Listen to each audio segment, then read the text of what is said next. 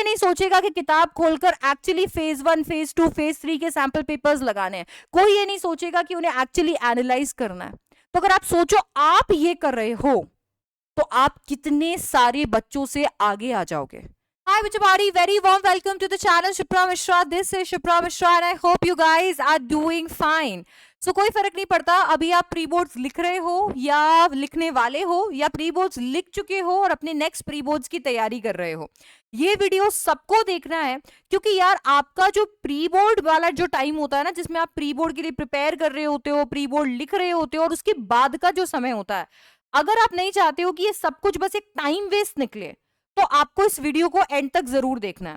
क्योंकि अगर ना आप ये सोच के जा रहे हो कि चलो यार प्री बोर्ड के लिए ही पढ़ना है और प्री बोर्ड के लिए पढ़कर बस फटाफट 1 दिन पहले, 2 दिन पहले, 3 दिन पहले पढ़ लिया और 3 घंटे का पेपर लिखा, मस्ती मारी और 15 दिन गए, आपको ये लग रहा है तो मेरे ख्याल से आप सिर्फ एक टाइम वेस्ट कर रहे हो। अगर आप प्री बोर्ड को ये सोच के दे रहे हो कि अरे वैसे भी इसके मार्क्स तो काउंट होने नहीं वाले हैं तो क्यों मैं इतनी शिद्दत से पढूं, तो लेट मी टेल यू कि ये जो 15 दिन है, ये 15 दिन अलग से भगवान ने आपके लिए ऊपर से उतारे नहीं है कि ये जो 15 दिन आप प्री बोर्ड में लगा रहे हो ये आपको बाद में कॉम्पनसेट होकर मिल जाएंगे, ऐसा कुछ नहीं है।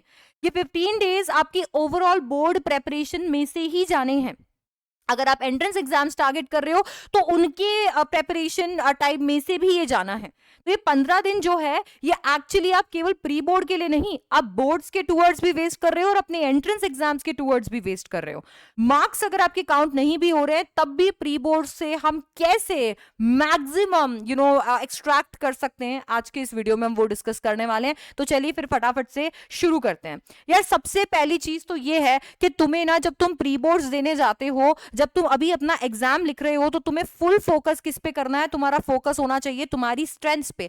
तुम्हारा फोकस होना चाहिए इस बात पे कि यार तुम्हें कौन से ऐसे चैप्टर्स है जो सबसे अच्छे से आते हैं, ऐसे कौन से चैप्टर्स हैं जिनमें तुम्हारा कोई जवाब नहीं है, तुम्हें उन पे फोकस करना है।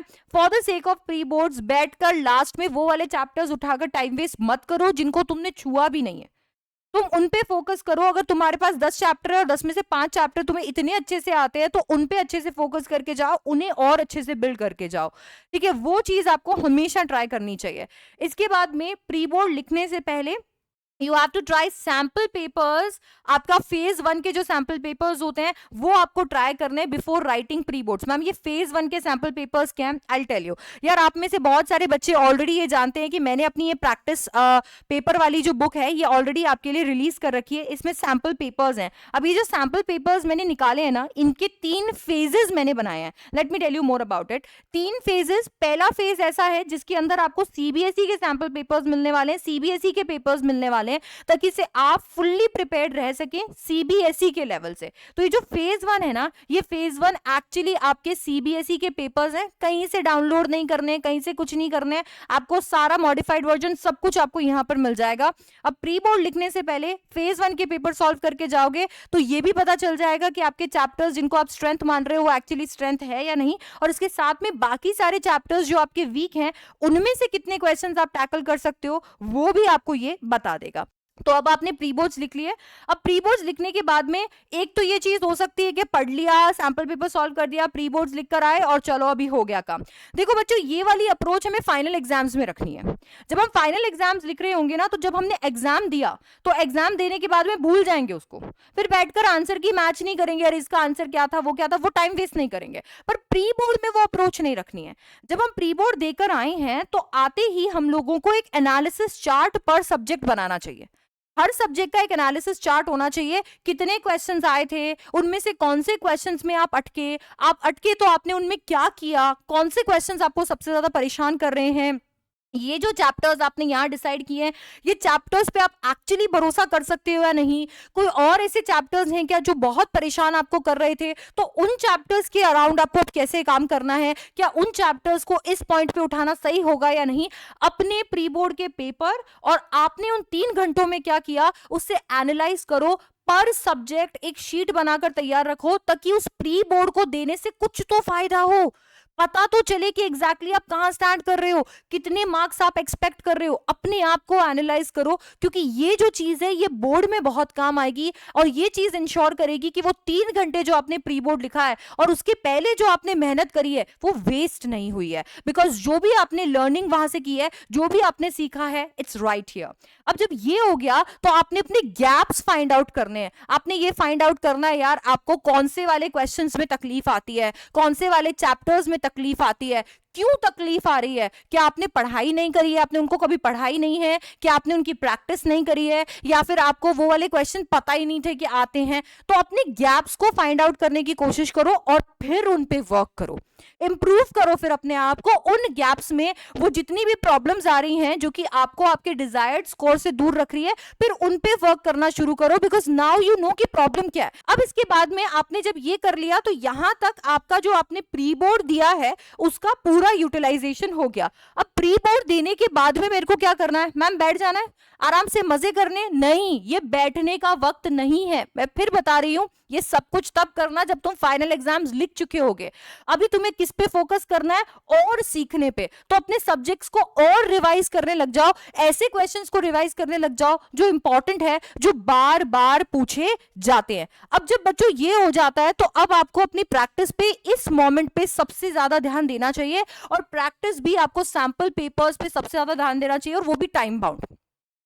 ऐसे पेपर्स जिनके लिए आप 3 घंटे का टाइम लगाकर बैठे हो और एक्चुअली ऐसे इन्वायरमेंट में सॉल्व कर रहे हो जो इन्वायरमेंट आपको एग्जाम्स में मिलता है।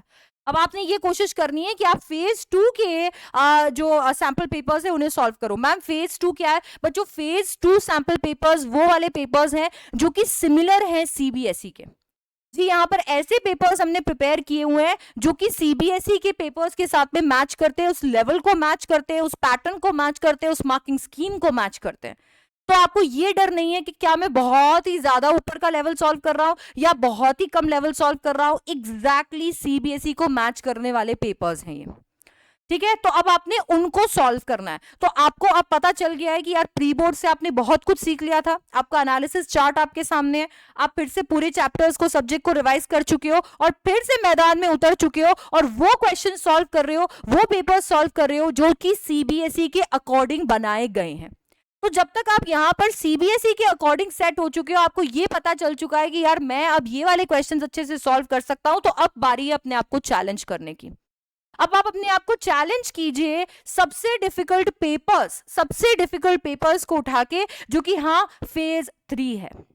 जी हाँ, फेज 3 ऐसे पेपर्स हैं जो कि आपको चैलेंज करेंगे, जिनको अगर आप सॉल्व कर लोगे तो आपको ये टेंशन नहीं रहेगी कि अरे यार इसके ऊपर का लेवल कुछ पूछ लिया तो फिर मैं क्या करूंगा।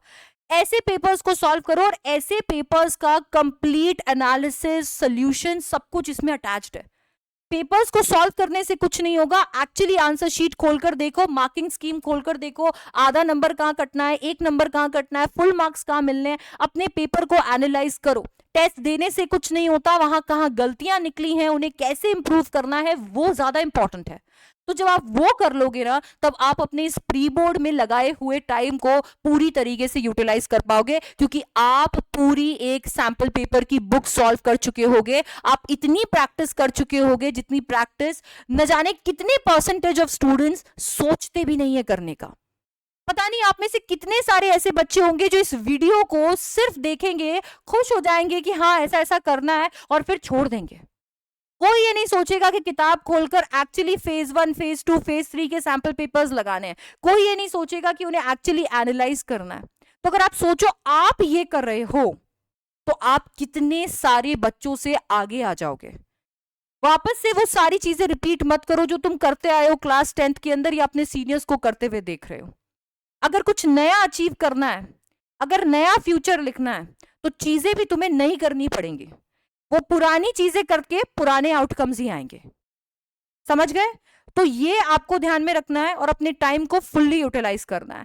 अगर तुम चाहते हो ये 3 फेज वाले जो सैंपल पेपर्स मैंने लॉन्च किए इसकी बुक को परचेज करना, तो तुम्हें डिस्क्रिप्शन में इसका लिंक मिल जाएगा। बहुत ही कमाल की बुक है और खून पसीने से तैयार की गई है, तो प्लीज जरूर एक बार ट्राई कीजिएगा और फीडबैक मुझे जरूर कॉमेंट सेक्शन में बताइएगा। I would love to read your comments, ठीक है? तो वो जरूर कीजिएगा and I will see you in the next one. तो अब मैं आपसे मिलने वाली हूँ नेक्स्ट वीडियो में। Till then bye bye, take care and don't forget to like, share and subscribe. I will see you.